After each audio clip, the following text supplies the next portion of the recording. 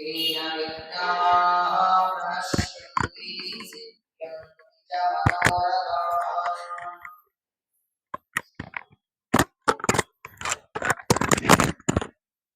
ಶ್ರೀ ಗುರುಭ್ಯೋ ನಮಃ. ಫಲ್ಗುಣ ಮಾಸದ ಪವಿತ್ರವಾದ ರಾಘವೇಂದ್ರ ಸ್ವಾಮಿಗಳ ವರ್ಧಂತಿ ಹಾಗೂ ಪಟ್ಟಾಭಿಷೇಕದ ಒಂದು ಪುಣ್ಯ ಮಾಸ ಇದು. ವಿಶ್ವಾವಸುನಾಮ ಸಂವತ್ಸರದ ಕೊನೆ ಮಾಸ. ಇವತ್ತಿನ ದಿವಸ ಸಾಂಗ್ಲಿಯಲ್ಲಿ ಇರುವ ಸತ್ಯವ್ರತ ತೀರ್ಥರ ಆರಾಧನೆಯೂ ಹೌದು. ಫಲ್ಗುಣ ಮಾಸ ಒಂದರ್ಥದಲ್ಲಿ ಅನೇಕ ಗುರುಗಳ ಜನ್ಮೋತ್ಸವ, ವರ್ಧಂತಿ ಹಾಗೂ ಆರಾಧನೆ. ಪೂಜ್ಯರಾದ ವಿಶ್ವಗುರುಗಳಾದ ವ್ಯಾಸರಾಜರ ಆರಾಧನೆ ಇದೇ ಫಲ್ಗುಣದಲ್ಲಿ, ಅವರ ಶಿಷ್ಯರಾದ ವಾದಿರಾಜರ ಆರಾಧನೆಯೂ ಇದೇ ಫಲ್ಗುಣದಲ್ಲಿ, ಸುಧೀಂದ್ರ ತೀರ್ಥರ ಆರಾಧನೆ, ಸತ್ಯಬೋಧ ತೀರ್ಥರ ಆರಾಧನೆ, ಸುಮಾರು 7-8 ಯತಿಗಳ ಆರಾಧನೆಯ ಒಂದು ಪರ್ವಕಾಲ ಅಂದರೆ ಅದು ಫಲ್ಗುಣ ಮಾಸ. ವಿಶೇಷವಾಗಿ ಕಳೆದ 19ನೇ ತಾರೀಕು ರಾಘವೇಂದ್ರ ಸ್ವಾಮಿಗಳ ಪಟ್ಟಾಭಿಷೇಕವನ್ನು ನಾವೆಲ್ಲ ಆಚರಣೆ ಮಾಡಿದ್ದೇವೆ. 405 ವರ್ಷಗಳ ಹಿಂದೆ ವೆಂಕಟನಾಥರಿಗೆ ಸುಧೀಂದ್ರ ತೀರ್ಥರು ಸನ್ಯಾಸ ಕೊಟ್ಟದ್ದು ಫಲ್ಗುಣ ಶುದ್ಧ ದ್ವಿತೀಯ. ಆದರೆ ನಾಳೆಗೆ ಸಪ್ತಮಿಯ ದಿನ ಪರಮಪೂಜ್ಯರಾದ ರಾಘವೇಂದ್ರ ಸ್ವಾಮಿಗಳು ಅವತಾರ ಮಾಡಿದ ದಿನ. 431 ವರ್ಷಗಳ ಹಿಂದೆ ವೆಂಕಟನಾಥರು ಭೂಮಿಗೆ ಬಂದ ದಿನ. ಆ ವರ್ಧಂತಿ ಉತ್ಸವ ನಾಳೆ ಇದೆ. ತನ್ನಿಮಿತ್ತವಾಗಿ ಶ್ರೀಮಠದಲ್ಲಿ ಕಳೆದ ಒಂದು ವಾರದಿಂದ ಬೇರೆ ಬೇರೆ ವಿದ್ವಾಂಸರಿಂದ ವಾಯುದೇವರ ಪರಮಾತ್ಮನ ಗುರುಗಳ ಚರಿತ್ರೆಯನ್ನ ನೀವೆಲ್ಲ ಶ್ರವಣ ಮಾಡ್ತಾ ಇದ್ದೀರಿ. ವರ್ಧಂತಿ, ಆರಾಧನೆ ಹಾಗೂ ಜಯಂತಿ, ಇದು 3 ನಾವು ಆಚರಣೆ ಮಾಡುತ್ತೇವೆ. ಜಯಂತಿ ಯಾರದು, ವರ್ಧಂತಿ ಯಾರದು, ಆರಾಧನೆ ಯಾರದು? ಯಾರು ಇವತ್ತಿಗೂ ಈ ಕ್ಷಣದವರೆಗೂ ಬದುಕಿದ್ದಾರೆ, ಯಾರಿಗೆ ದೇಹತ್ಯಾಗವಿಲ್ಲ, ಅವರದು ಜಯಂತಿ. ಭೀಮಸೇನ ಜಯಂತಿ, ಹನುಮ ಜಯಂತಿ, ಮಧ್ವ ಜಯಂತಿ, ಹಯಗ್ರೀವ ಜಯಂತಿ, ವೇದವ್ಯಾಸ ಜಯಂತಿ, ನರಸಿಂಹ ಜಯಂತಿ. ಇನ್ನ ಯಾರು ವೃಂದಾವನ ಪ್ರವೇಶ ಮಾಡಿದ ಮೇಲೆ ಅವರ ಹುಟ್ಟಿದ ದಿನ ಇರ್ತದೆ, ಅದನ್ನು ವರ್ಧಂತಿ ಅಂತ ಮಾಡ್ತಾರೆ. ಯಾವ ದಿನ ವೃಂದಾವನ ಪ್ರವೇಶ ಮಾಡ್ತಾರೆ ಅವತ್ತು ಆರಾಧನೆ. ಹೀಗೆ 3 ಆಚರಣೆಯನ್ನ ಮಾಡ್ತೇವೆ. ಜಗದ್ಗುರುಗಳಾದ ರಾಘವೇಂದ್ರ ಸ್ವಾಮಿಗಳ ವರ್ಧಂತಿಯ ಪರ್ವಕಾಲ ನಾಳೆ ದಿನ. ರಾಯರಿಗಾಗಿ ನಾವೇನ್ ಮಾಡಬೇಕು ಹೇಳಿ? ಒಬ್ಬ ವ್ಯಕ್ತಿ ಎಷ್ಟು ವರ್ಷ ಸಮಾಜಕ್ಕೆ ಒಳ್ಳೆಯದು ಮಾಡಿದ್ದಾನೆ ಅನ್ನೋದು, ಎಷ್ಟು ಜನ ಅದನ್ನ ನೆನೆಸ್ತಾರೆ, ಸ್ಮರಣೆ ಮಾಡ್ತಾರೆ, ಅದರ ಮೇಲೆ ಡಿಸೈಡ್ ಆಗುತ್ತೆ ಆ ವ್ಯಕ್ತಿ ಮಾಡಿದ ಕೆಲಸ ಏನು ಅಂತ. ಇವತ್ತು ಮಂತ್ರಾಲಯ ಪ್ರಭುಗಳು ನಮ್ಮ ರಾಘವೇಂದ್ರ ಸ್ವಾಮಿಗಳು ಅವರು ಮಾಡಿದ ಕಾರ್ಯ, ಅದು ಗ್ರಂಥ ಲೇಖನ ಇರಬಹುದು, ಸಮಾಜದ ಸುಧಾರಣೆ ಇರಬಹುದು, ಸಜ್ಜನರ ಮೇಲೆ ಮಾಡಿದ ಅನುಗ್ರಹ ಇರಬಹುದು. ಇವತ್ತಿಗೂ ಜನರ ಬಾಯಿಯೊಳಗೆ ಅವರ ನಾಮಸ್ಮರಣೆ ಬರ್ತದೆ ಅಂದ್ರೆ ಅವರು ಮಾಡಿದ ಕಾರ್ಯ ಎಷ್ಟು ದೊಡ್ಡದು ನೋಡಿ. ಶ್ರೀಮದ್ ಆಚಾರ್ಯರ ನಂತರದಲ್ಲಿ ಪದ್ಮನಾಭ ತೀರ್ಥರನ್ನ ಆರಂಭ ಮಾಡಿ, ಪದ್ಮನಾಭ ತೀರ್ಥರು, ನರಹರಿ ತೀರ್ಥರು, ಮಾಧವ ತೀರ್ಥರು, ಅಕ್ಷೋಭ್ಯ ತೀರ್ಥರು, ಟೀಕಾಕೃತ್ಪಾದರು, ವ್ಯಾಸರಾಜರು, ವಾದಿರಾಜರು, ರಘುತ್ತಮರು, ವಿಜೇಂದ್ರ ಸ್ವಾಮಿಗಳು, ಸುಧೀಂದ್ರ ತೀರ್ಥರು, ಎಲ್ಲ ಯತಿಗಳನ್ನ ನೋಡಿ.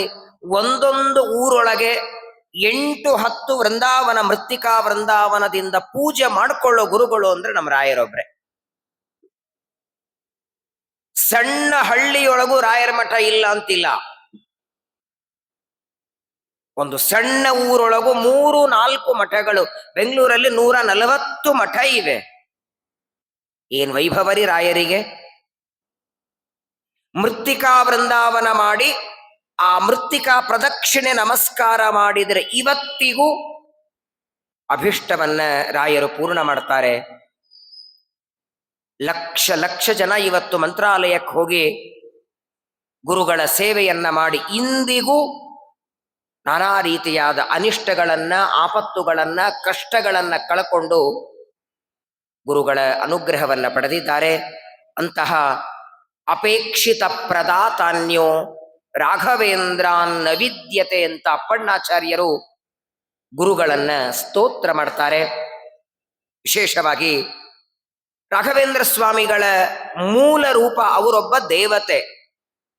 ಬ್ರಹ್ಮದೇವರು ಪರಮಾತ್ಮನ ಪೂಜೆ ಮಾಡುವಾಗ ಬ್ರಹ್ಮದೇವರ ಕೈ ಕೆಳಗೆ ಸೇವೆ ಮಾಡೋ ದೇವತೆ ಶಂಕುಕರ್ಣ ಅಂತ ಅವರ ಹೆಸರು.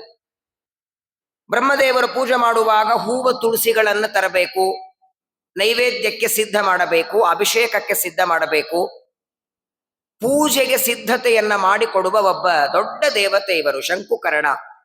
ಒಂದು ದಿನ ಬ್ರಹ್ಮದೇವರು ಇವರಿಗೆ ತುಳಸಿ ತಗೊಂಡು ಬಾ ಅಂತ ಕಳಿಸ್ತಾರೆ. ಅರಣ್ಯಕ್ಕೆ ತುಳಸಿ ತರೋದಕ್ಕೆ ಬಂದಿದ್ದಾರೆ ಶಂಕುಕರ್ಣ. ಆ ಅರಣ್ಯದೊಳಗೆ ಹೂವು ತುಳಸಿಗಳನ್ನೆಲ್ಲ ಪಾತ್ರೆಯಲ್ಲಿ ಬಿಡಿಸ್ಕೊಂಡು ಇನ್ನೇನು ಹೊರಡಬೇಕು ಪೂಜೆಗೆ. ಆ ಹೊತ್ತಿಗೆ ಒಬ್ಬ ಗಂಧರ್ವ ಚೆನ್ನಾಗಿ ಗಾನ ಮಾಡುತ್ತಿದ್ರು. ವೀಣೆಯನ್ನ ಬಾರಿಸ್ತಾ ಚೆನ್ನಾಗಿ ಹಾಡು ಹಾಡ್ತಾ ಇರುವಾಗ ಆ ವೀಣಾನಾದವನ್ನ ಕೇಳ್ತಾ 2 ನಿಮಿಷ ತಡವಾಗಿ ಬಿಡುತ್ತು ಪೂಜೆಗೆ. ಶಂಕುಕರ್ಣ ವೀಣಾನಾದವನ್ನ ಕೇಳ್ತಾ ಸ್ವಲ್ಪತ್ತು ನಿಂತ್ಕೊಂಡಿದ್ದಾರೆ. ಅಷ್ಟು ಕೇಳಿ ಇಲ್ಲಿ ಬರೋ ಹೊತ್ತಿಗೆ 2 ನಿಮಿಷ ಬ್ರಹ್ಮದೇವರ ಪೂಜೆಗೆ ತಡವಾಗಿ ತುಳಸಿ ತಂದದ್ದಕ್ಕೆ ಬ್ರಹ್ಮದೇವರು ಶಾಪ ಕೊಡ್ತಾರೆ. ಭೂಮಿಯಲ್ಲಿ ಹುಟ್ಟು ಅಂತ ಶಾಪ ಕೊಡ್ತಾರೆ. ದೇವತೆಗಳಿಗೆ ಬೇರೆದೇನು ಬೇಡ, ಭೂಮಿಗೆ ಹೋಗು ಅಂದ್ರೆ ಸಾಕು. ಶಂಕುಕರ್ಣಾಶ್ಚ ದೈವಸ್ತು ಬ್ರಹ್ಮ ಶಾಪಾಚ್ಚ ಭೂತಲೆ ಪ್ರಹ್ಲಾದ ಇತಿ ವಿಖ್ಯಾತಃ. ಮೂಲ ರೂಪದಲ್ಲಿರುವ ಶಂಕುಕರ್ಣ ಬ್ರಹ್ಮದೇವರ ಶಾಪದಿಂದ ಅವರ ಮೊದಲನೇ ಜನ್ಮ ಪ್ರಹ್ಲಾದ ರಾಜರಾಗಿ ಹುಟ್ಟುತ್ತಾರೆ. ಹಿರಣ್ಯಕಶಿಪು ಮತ್ತು ಕಯಾಧು ಅನ್ನುವ ದಂಪತಿಗಳಲ್ಲಿ ಮೊದಲನೇ ಜನ್ಮ ಶಂಕುಕರ್ಣರ ಜನ್ಮ. ಕೃತಯುಗದಲ್ಲಿ ಪ್ರಹ್ಲಾದರಾಗಿ ಹುಟ್ಟುತ್ತಾರೆ.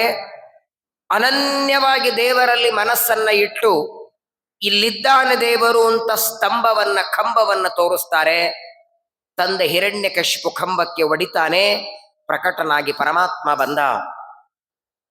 ಅತ್ಯಂತ ಪುಟ್ಟ ಬಾಲಕ ಪ್ರಹ್ಲಾದರ ಮೇಲೆ ಅನುಗ್ರಹ ಮಾಡುವುದಕ್ಕೆ ಸ್ತಂಭದಿಂದ ಬರ್ತಾನೆ. ನರಸಿಂಹದೇವರು ಪ್ರಕಟರಾಗಿ ಬಂದು ಹಿರಣ್ಯಕಶಿಪುವಿನ ಉದರವನ್ನ ಸೀಳಿ ಕರಳಿನ ಮಾಲೆಯನ್ನ ಕೊರಳಿಗೆ ಹಾಕಿ ಎಲ್ಲ ದೇವತೆಗಳು ಪುಷ್ಪವೃಷ್ಟಿ ಮಾಡ್ತಾರೆ. ನರಸಿಂಹದೇವರು ಪ್ರಹ್ಲಾದನನ್ನ ಕರೆದು ಒಂದು ಮಾತು ಹೇಳ್ತಾರೆ. ನಿನ್ನ ತಂದೆಯನ್ನ ಸಂಹಾರ ಮಾಡುವುದಕ್ಕೆ, ನಿನ್ನ ಮೇಲೆ ಅನುಗ್ರಹ ಮಾಡುವುದಕ್ಕೆ ನಾನು ಸ್ತಂಭದಿಂದ ಬಂದಿದ್ದೇನೆ. ನಿನಗೇನಾದ್ರೂ ವರ ಕೊಡ್ತೇನೆ ಬೇಡು ಅಂದ್ರಂತ. ದೇವರೇ ಸ್ವತಃ ವರ ಕೊಡ್ತೇನೆ ಬೇಡು ಅಂತಂದ್ರೆ ಪ್ರಹ್ಲಾದರಾಜರು ಬೇಡ್ಲಿಲ್ಲ. ನೀನು ವರಾನೇ ಕೊಡೋದಾದರೆ ಒಂದು ವರ ಕೊಡು ಅಂದ್ರು. ಬೆಳ್ಳಿ, ಬಂಗಾರ, ರತ್ನ, ಮುತ್ತು, ಆಸ್ತಿ ಪಾಸ್ತಿ ಏನ್ ಬೇಡ ನನಗೆ. ನಾನೊಬ್ಬ ಭಕ್ತ, ನೀನು ಸ್ವಾಮಿ. ನೀನು ಅನುಗ್ರಹ ಮಾಡಿ ಕೊಡೋದಾದರೆ ಈ ನನ್ನ ತಂದೆ ಹಿರಣ್ಯಕಶಿಪು ನಿನ್ನನ್ನ ಸಣ್ಣ ವಯಸ್ಸಿನಿಂದ ಬೈದು ನಿಂದೆ ಮಾಡಿದ. ನನ್ನ ತಂದೆಯ ಅಪರಾಧವನ್ನ ಕ್ಷಮಾ ಮಾಡು, ಇದೊಂದು ವರ ಕೊಡು.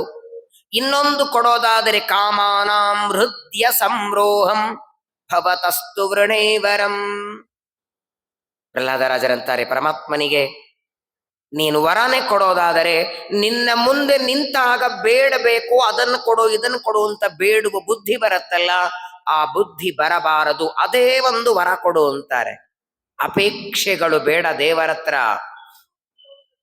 ಒಂದು ಬಾರಿ ಇವತ್ತಿನವರೆಗೆ ನಾವು ದೇವರತ್ರ ಬೇಡೋದನ್ನೇ ಮಾಡಿದ್ದೇವಲ್ಲ. ಒಂದು ದಿನ, ನಾಳೆ ಒಂದು ದಿನ, ನಾಳಿಗೆ ಮಂಗಳವಾರ ಸಪ್ತಮಿ ತಿಥಿ, ರಾಘವೇಂದ್ರ ಸ್ವಾಮಿಗಳ ವರ್ಧಂತಿಯ ಪುಣ್ಯ ದಿನ ಇದೆ.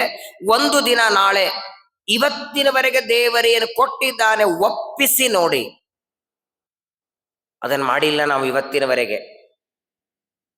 60 ವರ್ಷ ಆದ್ರೂ ನಮ್ಮ ಸೊಂಟ ಚೆನ್ನಾಗಿದೆ, ಇನ್ನೂ ನೆಲದ ಮೇಲೆ ಕೂಳ್ಕೊಳ್ತೇವೆ. ಒಂದು ನಮಸ್ಕಾರ ಹಾಕಿ ದೇವರಿಗೆ. ಇವತ್ತಿಗೂ ನಮ್ಮ ಕಣ್ಣು ಚೆನ್ನಾಗಿದೆ, ಜಗತ್ತಿನಲ್ಲಿ ಪದಾರ್ಥಗಳನ್ನ ನೋಡ್ತೇವೆ, ಇಡೀ ವಿಶ್ವ ನೋಡುವ ಕಣ್ಣು ಕೊಟ್ಟಿದ್ದಿ ಅಂತ ಒಂದು ನಮಸ್ಕಾರ ಹಾಕಿ. ಆಗಾಗ ಪ್ರವಚನ ಕೇಳೋದಕ್ಕೆ ಕಿವಿಗಳನ್ನ ಕೊಟ್ಟಿದ್ದಿ, ಊಟ ಮಾಡಿದ ಅನ್ನ ಜೀರ್ಣ ಆಗಬೇಕು ಅಂತ ಒಳಗೊಂದು ಜಾಠರಾಗ್ನಿಯನ್ನ ಇಟ್ಟಿದ್ದು, ಎಷ್ಟು ಉಪಕಾರ ದೇವರದು. ಅತೀ ಸಣ್ಣ ಉಪಕಾರ. ಊಟಕ್ಕೆ ಕೂತಾಗ ನಮಗೆ ಬಡಿಸುವ ವ್ಯಕ್ತಿ ಏನೋ ಸ್ವೀಟ್ ಉಂಡಿನೋ ಏನೋ ಒಂದು ಹಾಕುವಾಗ ಒಂದರ ಬದಲು 2 ಉಂಡಿ ಹಾಕಿದ್ರೆ ಥ್ಯಾಂಕ್ಸ್ ಹೇಳ್ತೀವಿ ಅವನಿಗೆ ನಾವು. ಆ ಉಂಡಿ ಆ ಬಡಿಸೋ ವ್ಯಕ್ತಿದು ಅಲ್ಲ, ಅದು ಮಠದ್ದು. ಏನೋ ನಿಮ್ಮ ಮೇಲಿನ ಪ್ರೀತಿಯಿಂದ 2 ಉಂಡಿ ಹಾಕಿದ್ದಕ್ಕೆ ಅಷ್ಟಕ್ಕೆ ಆ ವ್ಯಕ್ತಿಗೆ 3-4 ಬಾರಿ ಥ್ಯಾಂಕ್ಸ್ ಹೇಳ್ತೇವೆ. ಇಂತಹ ಅದ್ಭುತವಾದ ಶರೀರ ಕೊಟ್ಟ ದೇವರಿಗೆ ಏನ್ ಥ್ಯಾಂಕ್ಸ್ ಹೇಳೋಣ ಹೇಳಿ? ಕಣ್ಣು, ಕಿವಿ, ಕೈ, ಕಾಲು, ಮೂಗು, ಕಿಡ್ನಿ, ಲಿವರು, ಲಂಗ್ಸು, ಹಾರ್ಟು, 72,000 ನಾಡಿಗಳು, ನರಗಳು. ಆ ನರಗಳಲ್ಲಿ ರಕ್ತ ಸಂಚಾರ ಮಾಡ್ತಾನೆ. 3.5 ಕೋಟಿ ಕೂದಲುಗಳನ್ನ ಕೊಟ್ಟಿದ್ದಾನೆ. ಬೇಕು ಬೇಡ, ಸುಖ ದುಃಖ, ಮಾನ ಅವಮಾನ, ಸಿಟ್ಟು ದ್ವೇಷ ಏನು ಒಂದೇ ಎರಡೇ. ದೇವರಿಂದ ಪಡೆದದ್ದು ಎಷ್ಟು ನಾವು ಹೇಳಿ? ಅನಂತ. ಒಬ್ಬ ವ್ಯಕ್ತಿ ಒಂದು 2 ದಿನ ನಿಮ್ಮ ಮನೆಗೆ ಊಟಕ್ಕೆ ಬರ್ತಾರೆ. 2 ದಿನ ಊಟಕ್ಕೆ ಬರ್ತಾರೆ. ಬೆಳಗ್ಗೆ ಬೇಗ ಅಡಿಗೆ ಮಾಡಿ, ಅವ್ರಿಗೇನೋ ಕೆಲಸ ಇದೆ, 10 ಗಂಟೆಗೆ ಹೋಗ್ಬೇಕು.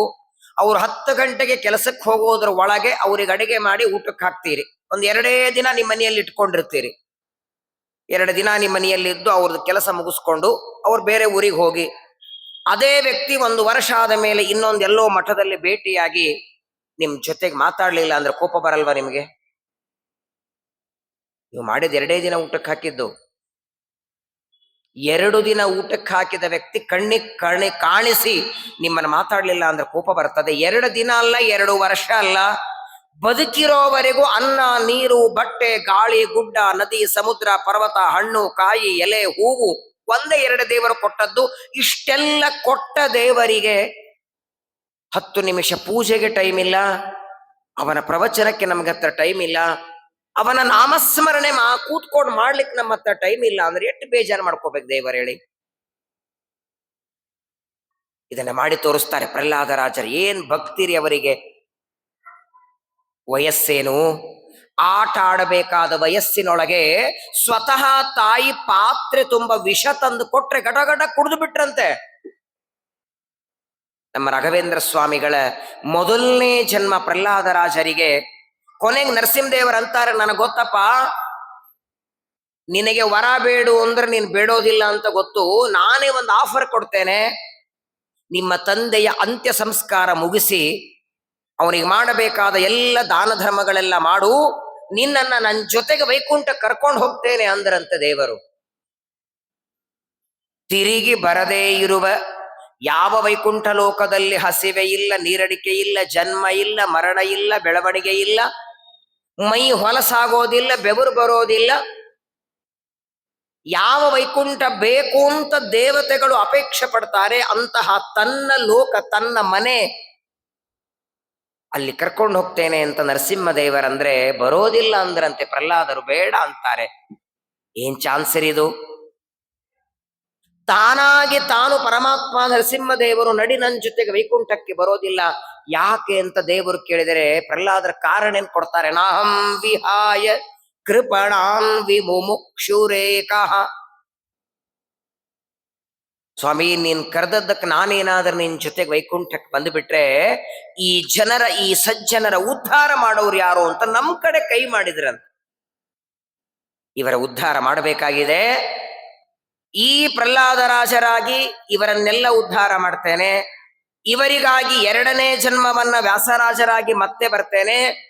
ಆಗಲೂ ಇವರ ಉದ್ಧಾರ ಆಗಿಲ್ಲ ಅಂದ್ರೆ ಇವರಿಗೋಸ್ಕರ ಮತ್ತೆ ನಾನು ಅವತಾರ ಮಾಡಿ 3ನೇ ಜನ್ಮ ತಗೊಳ್ಳೋ ಪ್ರಸಂಗ ಬಂದ್ರು ತಗೊಳ್ತೇನೆ. ಆದ್ರೆ ಇವರನ್ನೆಲ್ಲ ಉದ್ಧಾರ ಮಾಡದ ಹೊರತು ನಾನು ಬರೋದಿಲ್ಲ ಅಂತಾರೆ. ಯಾರಿದ್ದಾರೆ ಹೇಳಿ? ಒಂದು 10 ಲಕ್ಷ ಕೊಡ್ತೇನೆ, ನಿಮ್ ಹೆಂಡತಿ ಮಕ್ಕಳನ್ನು ಬಿಟ್ಟು ನೀವು ಒಬ್ಬರೇ ಬರ್ರಿ ಅಂದ್ರೆ ಹೋಗ್ತೀರ? ಮೊದಲು ರೆಡಿ ಆಗ್ತೀವಿ ನಾವು. ನಮ್ಮನ್ನು ಬಿಡ್ಲಿಲ್ಲ ರೀ. ಅಜ್ಞಾನಿಗಳು, ಅಲ್ಪ ಮಾನವರು ನಮ್ಮ ಉದ್ಧಾರಕ್ಕಾಗಿ, ನಮ್ಮ ಕಲ್ಯಾಣಕ್ಕಾಗಿ ನರಸಿಂಹದೇವರ ಕರೆದರೂ ಹೋಗ್ಲಿಲ್ಲ ಪ್ರಹ್ಲಾದರು. ಆನಂದ ಆಯಿತಂತೆ ದೇವರಿಗೆ. ಮೊದಲನೇ ಜನ್ಮ ಬ್ರಹ್ಮದೇವರ ಕೈಯಲ್ಲಿ ಸೇವೆ ಮಾಡುವ ಶಂಕುಕರ್ಣ ಪ್ರಹ್ಲಾದರಾದರು. ನರಸಿಂಹದೇವರ ಅನುಗ್ರಹ ಪಡೆದು ಅವರೇ ಎರಡನೇ ಜನ್ಮದಲ್ಲಿ ವ್ಯಾಸರಾಜರಾಗಿ ಹುಟ್ಟಿ ಬರ್ತಾರೆ. ನಾಳೆ ಮಾರ್ಚ್ 7ನೇ ತಾರೀಕು ವ್ಯಾಸರಾಜರ ಆರಾಧನೆ, 6ನೇ ತಾರೀಕು ವಾದಿರಾಜರ ಆರಾಧನೆ. ವ್ಯಾಸರಾಜರು ಶಂಕುಕರ್ಣರ ಎರಡನೇ ಜನ್ಮ, ಪ್ರಹ್ಲಾದ ಮೊದಲನೇ ಜನ್ಮ, ಎರಡನೇದ್ದು ವ್ಯಾಸರಾಜರು. ಅಂತ ಜ್ಞಾನ ವ್ಯಾಸರಾಜರದು. ಯಾವ ತಿರುಪತಿಯ ಶ್ರೀನಿವಾಸನನ್ನ 3ನೇ ಬಾಗಿಲಿನಿಂದ ನೋಡುತ್ತೇವೆ ನಾವು, ಅದನ್ನು ಹಿಂದೆ ದಬ್ಬುತ್ತಾರೆ, ನಡ್ರಿ ನಡ್ರಿ ಅಂತ. ಆ ಭೂವೈಕುಂಠದಲ್ಲಿರುವ ಪರಮಾತ್ಮನನ್ನ 12 ವರ್ಷ ಅಭಿಷೇಕ ಮಾಡಿ, ಅರ್ಚನೆ ಮಾಡಿ, ಮಂಗಳಾರತಿ ಮಾಡಿ, ದೇವರನ್ನ ಮುಟ್ಟಿ ಪೂಜೆ ಮಾಡಿದ ಗುರುಗಳು ನಮ್ಮ ವ್ಯಾಸರಾಜರು. ವ್ಯಾಸರಾಜರ ಚರಿತ್ರೆಯನ್ನ ಅವರ ಆರಾಧನೆಯಲ್ಲಿ ನೀವೆಲ್ಲ ಕೇಳ್ತೀರಿ, ಅದನ್ನ ನಾನು ಇವಾಗ ಹೇಳೋದಿಲ್ಲ. ಪ್ರಹ್ಲಾದರಾಜರು ವ್ಯಾಸರಾಜರ ನಂತರದಲ್ಲಿ ಅವರ 3ನೇ ಜನ್ಮ. ಅವರೇ ನಮ್ಮೆಲ್ಲರ ಗುರುಗಳು, ಆರಾಧ್ಯ ಗುರುಗಳು. ಮನೆ ಮನೆಗಳಲ್ಲಿ ಅಲ್ಲ, ಮನದಲ್ಲಿ ಮನೆ ಮಾಡಿಕೊಂಡು ಕೂತಂತಹ ಗುರುಗಳು ನಮ್ಮ ರಾಘವೇಂದ್ರ ಸ್ವಾಮಿಗಳು. ರಾಘವೇಂದ್ರ ಸ್ವಾಮಿಗಳ ಅವತಾರ ಮಾಡಿದ್ದು ಗೌತಮ ಗೋತ್ರ, ಬೀಗ ಮುದ್ರೆ ಮನೆತನ. ರಾಘವೇಂದ್ರ ಸ್ವಾಮಿಗಳ ಮುತ್ತಾತನ ಹೆಸರು ಕೃಷ್ಣ ಭಟ್ಟ ಅಂತ, ತಾತನ ಹೆಸರು ಕನಕಾಚಲ ಭಟ್ಟ, ತಂದೆ ಹೆಸರು ತಿಮ್ಮಣ್ಣ ಭಟ್ಟ, ತಾಯಿ ಹೆಸರು ಗೋಪಿಕಾಂಬ. ಎಂತಹ ವಂಶರೇ ಇದು! ಇವರ ವಂಶದೊಳಗೆ ಎಲ್ಲರೂ ತಲಸ್ಪರ್ಶ ಪಂಡಿತರು, ಜೊತೆಗೆ ನ್ಯಾಯ, ವ್ಯಾಕರಣ, ವೇದಾಂತ, ಮೀಮಾಂಸ ಈ ಎಲ್ಲ ಶಾಸ್ತ್ರಗಳ ಜೊತೆಗೆ ವೀಣಾ ವಿದ್ಯೆ ಬರ್ತಿತ್ತಂತಿವರಿಗೆ. ಆದರೆ ನೋಡಿ, ರಾಘವೇಂದ್ರ ಸ್ವಾಮಿಗಳ ಪೂರ್ವಾಶ್ರಮದ ತಂದೆ ತಿಮ್ಮಣ್ಣ ಭಟ್ಟರಿಗೆ ಮದುವೆಯಾಗಿ ಅನೇಕ ವರ್ಷ ಆದ ಮೇಲೆ ಒಂದು ಹೆಣ್ಣು ಮಗು ಹುಟ್ಟಿತು. ಮಗುವಿಗೆ ವೆಂಕಟಾಂಬ ಅಂತ ಹೆಸರಿಟ್ಟಿದ್ದಾರೆ. ಕೆಲವು ದಿನಗಳ ನಂತರ ಒಂದು ಗಂಡು ಮಗುನೂ ಆಯಿತು. ಒಂದು ಹೆಣ್ಣು ಒಂದು ಗಂಡು ಸಾಕಲ್ವಾ? ಆರ್ತಿಗೊಂದು ಕೀರ್ತಿಗೊಂದು ಗಾದೆ ಮಾತೆ ಇದೆ. ದಾನ ಮಾಡೋದಕ್ಕೊಂದು ಹೆಣ್ಣು ಮಗುವಾಗಿದೆ, ಉದ್ಧಾರಕ್ಕೆ ಒಂದು ಗಂಡು ಮಗು. ಆ ಗಂಡು ಮಗುವಿಗೆ ಗುರುರಾಜ ಅಂತ ಹೆಸರಿಟ್ಟಿದ್ದಾರೆ. ಉಪನಯನನೂ ಮಗಂದಾಯಿತು. ಆದರೆ ತಿಮ್ಮಣ್ಣ ಭಟ್ಟರಿಗೆ ಇನ್ನೊಬ್ಬ ಮಗ ಬೇಕು ಅಂತ ಅಪೇಕ್ಷೆ ಅವರಿಗೆ. ಮಗಳು ವಿವಾಹ ಮಾಡಿ ಕೊಟ್ರು, ಬಾಲ್ಯ ವಿವಾಹ ಮಾಡಿ ಲಕ್ಷ್ಮೀ ನರಸಿಂಹಾಚಾರ್ಯರಿಗೆ ಮದುವೆ ಮಾಡಿ ಕೊಟ್ಟು ಬಿಡ್ತಾರೆ. ವೆಂಕಟಾಂಬ ಮದುವೆ ಮಾಡಿಕೊಂಡು ಹೋದ ಮೇಲೆ ಗುರುರಾಜ ಒಬ್ಬರೇ ಮನೆಯಲ್ಲಿ. ತಿಮ್ಮಣ್ಣ ಭಟ್ಟರು ಹೆಂಡತಿಗಂತಾರೆ, ತಿರುಪತಿಗೆ ಶ್ರೀನಿವಾಸನ ಸೇವೆಗೆ ಹೋಗೋಣ ಅಂತ. ಪರಮಾತ್ಮನ ಭೂವೈಕುಂಠ ಕ್ಷೇತ್ರಕ್ಕೆ ಬರ್ತಾರೆ. ಪ್ರತಿನಿತ್ಯ ಸ್ವಾಮಿ ಪುಷ್ಕರಣಿಯಲ್ಲಿ ಸ್ನಾನ ಮಾಡಿ, ವರಾಹದೇವರ ದರ್ಶನ ಮಾಡಿ, ಶ್ರೀನಿವಾಸನ ಸೇವೆಯನ್ನ ನಿರಂತರ ಮಾಡುತ್ತಾರೆ ದಂಪತಿಗಳು. ಆ ಪರಮಾತ್ಮ ಒಂದು ದಿನ ಸ್ವಪ್ನದಲ್ಲಿ ಬಂದ ಅಂತೆ 4 ಗಂಟೆಗೆ. ತಿಮ್ಮಣ್ಣ ಭಟ್ಟರ ಸ್ವಪ್ನದಲ್ಲಿ ದೇವರು ಬಂದು ಹೇಳ್ತಾನೆ, ಅಲ್ಲಯ್ಯ, ಒಬ್ಬ ಮಗಳಿದ್ದಾಳೆ, ಒಬ್ಬ ಮಗ ಇದ್ದಾನೆ, ಆದರೂ ನಿನಗೆ ಇನ್ನೊಬ್ಬ ಮಗ ಬೇಕು ಅಂತ ಅಪೇಕ್ಷೆ ಇದೆಯಲ್ಲ, ಹಾಗಾದರೆ 2ನೇ ಮಗ ಸಾಮಾನ್ಯ ವ್ಯಕ್ತಿ ನಿನಗೆ ಮಗನಾಗಿ ಬರೋದಿಲ್ಲ. ಇಡೀ ಜಗತ್ತಿಗೆ ಗುರುವಾದ ನನ್ನನ್ನ ಕೃಷ್ಣನಾಗಿ ಅರ್ಚನೆ ಮಾಡಿದ ಆ ವ್ಯಾಸರಾಜರೇ ನಿನ್ನ ಮಗನಾಗಿ ಅವತಾರ ಮಾಡಿ ಬರ್ತಾರೆ ಅಂತ ಪರಮಾತ್ಮ ಸ್ವಪ್ನದಲ್ಲಿ ಶ್ರೀನಿವಾಸ ಸೂಚನೆ ಮಾಡ್ತಾನೆ. ಪ್ರಾತಃ ಕಾಲದಲ್ಲಿ ದಂಪತಿಗಳು ಹೇಳ್ತಾರೆ, ಇಬ್ಬರಿಗೂ ಕನಸಾಗಿದೆ. ಕನಸದ ವಾರ್ತೆಯನ್ನ ಮಂದಿ ಎಲ್ಲರಿಗೆ ತಿಳಿಸ್ತಾರೆ. ತಿರುಪತಿಯ ಸೇವೆ ಮಾಡಿ ಊರಿಗೆ ಬಂದಿದ್ದಾರೆ. ಗರ್ಭಧಾರಣೆ ಆಯಿತು. ತಿಮ್ಮಣ್ಣ ಭಟ್ಟರ ಹೆಂಡತಿ ಗೋಪಿಕಾಂಬೆಯ ಗರ್ಭಧಾರಣೆ ಆಗಿದೆ. ಹಿಂದಿನ ಜನ್ಮದ ವ್ಯಾಸರಾಜರು ಇವಳ ಗರ್ಭದಲ್ಲಿ ಪ್ರವೇಶ ಮಾಡ್ತಾರೆ. 3ನೇ ಜನ್ಮ ಇದು. ಮೊದಲಿಗೆ ಪ್ರಹ್ಲಾದರಾಜರು, 2ನೇದ್ದು ವ್ಯಾಸರಾಜರು, ಈಗ 3ನೇದ್ದು ತಿಮ್ಮಣ್ಣ ಭಟ್ಟರ ಹೆಂಡತಿ ಗೋಪಿಕಾಂಬೆಯ ಗರ್ಭದಲ್ಲಿ ಪ್ರವೇಶ ಮಾಡ್ತಾರೆ. ಸಾಮಾನ್ಯವಾಗಿ ನೋಡಿ, ಗರ್ಭಿಣಿ ಸ್ತ್ರೀಯರು 7, 8, 9 ಕೊನೆ 3 ತಿಂಗಳಿರತ್ತಲ್ಲ, ಆ 3 ತಿಂಗಳಲ್ಲಿ ಆ ಗರ್ಭಿಣಿ ಸ್ತ್ರೀಯರು ಏನೇನು ಮಾಡ್ತಾರೋ, ಏನ್ ಕೆಲಸ ಮಾಡ್ತಾರೋ ಆ ಎಲ್ಲ ಸಂಸ್ಕಾರ ಗರ್ಭದಲ್ಲಿ ಮಗುವಿಗೆ ಬರ್ತದಂತ. ಹಾಗಾಗಿ 7, 8, 9 ಕೊನೆ 3 ತಿಂಗಳಲ್ಲಿ ಭಾಗವತ ಶ್ರವಣ ಮಾಡಿ, ರಾಮಾಯಣ ಶ್ರವಣ ಮಾಡಿ, ತಾಯಿಯ ಗರ್ಭದೊಳಗೆ 6 ತಿಂಗಳಿಗೆ ಕಂಪ್ಲೀಟ್ ಆಗಿ ಮಗು ರೆಡಿಯಾಗಿ ಬಿಡುತ್ತದೆ. ಮೊದಲನೇ ತಿಂಗಳಿಗೆ ತಲೆ ಬರ್ತದೆ, 2ನೇ ತಿಂಗಳಿಗೆ ಕೈಕಾಲು ಬರ್ತದೆ, 3ನೇ ತಿಂಗಳಿಗೆ ಹಸಿವೆ ನೀರಡಿಕೆಗಳು, 4ನೇ ತಿಂಗಳಿಗೆ ಅದಕ್ಕೆ ನಖ ಉಗುರು ಕೂದಲಗಳು, 6 ತಿಂಗಳಿಗೆ ಕಂಪ್ಲೀಟ್ ಆಗಿ ಮಗು ರೆಡಿ ಆಗತ್ತೆ. 7, 8, 9 3 ತಿಂಗಳು ಆ ಗರ್ಭದಲ್ಲಿದ್ದ ಮಗುವಿಗೆ ಸಂಸ್ಕಾರ ಕೊಡುತ್ತಾನೆ ದೇವರು. ಗರ್ಭಿಣಿ ಸ್ತ್ರೀಯರು ರಾಮಾಯಣ ಪ್ರವಚನ ಕೇಳಿದರೆ ಶ್ರೀರಾಮ ನಿಮ್ಮ ಮಗನಾಗಿ ಬರ್ಲಿಕ್ಕಿಲ್ಲ, ಆದರೆ ರಾಮ ನಾಮಸ್ಮರಣೆ ಮಾಡೋ ಮಗ ಹುಟ್ಟುತ್ತಾನೆ. ಇವತ್ತು ಎಷ್ಟು ಹರಿಕೆ ಹೊತ್ಕೋತಾರೆ ಗೊತ್ತಾ? ಒಳ್ಳೆ ಮಗ ಹುಟ್ಲಿ ಅಂತ ತಂದೆ ತಾಯಿಗಳು ಮಾಡದೇ ಇರುವ ತಪಸ್ಸಿಲ್ಲ. ಕಂಡ ದೇವಸ್ಥಾನಕ್ಕೆ ಹೋಗ್ತಾರೆ, ಪ್ರದಕ್ಷಿಣೆ ಹಾಕ್ತಾರೆ, ಉಪವಾಸ ಮಾಡ್ತಾರೆ, 100 ವ್ರತ ಮಾಡ್ತಾರೆ, ದಾನ ಕೊಡ್ತಾರೆ. ಮಗ ಹುಟ್ಲಿ ಅಂತ ತಂದೆ ತಾಯಿಗಳು ಎಷ್ಟು ಕಷ್ಟಪಡ್ತಾರೆ, ಅಷ್ಟು ಕಷ್ಟಪಟ್ಟು ಒಬ್ಬ ಮಗನನ್ನ ಪಡಿತಾರೆ. ಆದ್ರೆ ಆ ಮಕ್ಕಳಿಗೆ ಇವತ್ತು ತಂದೆ ತಾಯಿಗಳ ಸತ್ರ ಶ್ರಾದ್ದ ಮಾಡ್ಲಿಕ್ಕೆ ಅರ್ಧ ಗಂಟೆ ಟೈಮ್ ಇಲ್ಲ. ಇವತ್ತು ಹಣ ಸಂಪಾದನೆ ಮಾಡಬೇಕು. ಮೊದಲನೇದು ತಂದೆ ತಾಯಿಗಳನ್ನ ಈ ಇಂಡಿಯಾದಲ್ಲಿ ಬಿಟ್ಟು ತಾವು ಹೋಗಿ ಅಲ್ಲಿ ಸೆಟ್ಲ್ ಆಗ್ಬಿಡ್ತಾರೆ. ಅವರೆಲ್ಲೋ ಇವರೆಲ್ಲೋ. ಅನಾಥರು ಅಂದ್ರೆ ಮಕ್ಕಳಿಲ್ಲದೆ ಇದ್ದವರಲ್ಲ, ಮಕ್ಕಳಿದ್ದು ದೂರ ಆದವರು. ತಂದೆ ತಾಯಿಗಳ ಸೇವೆಗೆ ಬರದೇ ಇರುವ, ತಂದೆ ತಾಯಿಗಳ ದುಃಖ ಹಂಚಿಕೊಳ್ಳದೇ ಇರುವ, ಅವರ ಕಷ್ಟ ಕಾಲಕ್ಕೆ ಬರದೇ ಇರುವ ಮಕ್ಕಳು ಇದ್ರೂ ಅಷ್ಟೇ, ಇಲ್ಲದೆ ಇದ್ರೂ ಅಷ್ಟೇ, ಏನೂ ಲಾಭ ಇಲ್ಲ. ಸಂಸ್ಕಾರ ಬಹಳ ದೊಡ್ಡದು. ಅಕ್ಷತ್ರ ಸಂಸ್ಕಾರಯುತೋ ಜಾತೋಪಿ ಕ್ಷತ್ರಿಯೇ ಕುಲೆ ನ ಕ್ಷತ್ರಿಯೋ ಹಿ ಭವತಿ ಯಥಾ ವ್ರಾತ್ಯೋ ದ್ವಿಜೋತ್ತಮ. ನೋಡಿಬೇಕಾದರೆ ಗರ್ಭಿಣಿ ಸ್ತ್ರೀಯರಿಗೆ ಆ 7, 8, 9 3 ತಿಂಗಳು ಮನೆಯಲ್ಲೇ ಕೂತ್ಕೊಂಡಿರ್ಬೇಡಿ, ಸ್ವಲ್ಪ ವಾಕಿಂಗ್ ಮಾಡಬೇಕು, ಹೋಗ್ಬೇಕು ಅಂತ ಡಾಕ್ಟರ್ಗಳು ಹೇಳ್ತಾರೆ. ಇವರು ವಾಕಿಂಗ್ ಹೋಗ್ಬೇಕಾದ್ರೆ ಒಬ್ಬರೇ ಎಲ್ಲಿ ಹೋಗೋದು ಅಂತ ಒಂದು ನಾಯಿಯನ್ನು ಜೊತೆಗೆ ತಗೊಂಡು ಹೋಗ್ತಾರೆ. ಆ ಗರ್ಭದಲ್ಲಿ ಹುಟ್ಟಿ ಬರುವ ಮಗುವಿಗೆ 3ನೇ ವರ್ಷಕ್ಕೆ ನಾಯಿ ಬೇಕು ಅವನಿಗೆ ಕೈಯಾಗೆ. ಇವತ್ತು ಹುಟ್ಟಿದ ಮಕ್ಕಳು 6, 8 ತಿಂಗಳಿಗೋ 1 ವರ್ಷಕ್ಕೆ ಯಾಕೆ ಮೊಬೈಲ್ಗೆ ಅಡಿಕ್ಟ್ ಆಗಿರ ಅಂದ್ರೆ ಅದಕ್ಕೂ ಕಾರಣ ತಂದೆ ತಾಯಿಗಳೇ. ನೋಡಿ, ನಮ್ಮ ರಾಘವೇಂದ್ರ ಸ್ವಾಮಿಗಳು ಅವರ ತಾಯಿಯ ಗರ್ಭದಲ್ಲಿದ್ದಾಗ ಅವರ ತಾಯಿ ಗೋಪಿಕಾಂಬ ಏನ್ ಮಾಡ್ತಿದ್ರು? ಪ್ರತಿನಿತ್ಯ 1 ದಿನ ಗಂಡನ ಎದುರಿಗೆ 1 ದಿನ ಪ್ರವಚನ ಕೇಳದೆ ಬಾಯಿಯಲ್ಲಿ ಅನ್ನ ಹಾಕ್ತಿರ್ಲಿಲ್ಲ ಅಂತ. ಗರ್ಭಿಣಿ ಆದಾಗಲೂ ತಿಮ್ಮಣ್ಣ ಭಟ್ರು ಪ್ರವಚನ ಮಾಡಬೇಕು, ಇವ್ರು ಕೂತ್ಕೊಂಡು ಕೇಳಬೇಕು.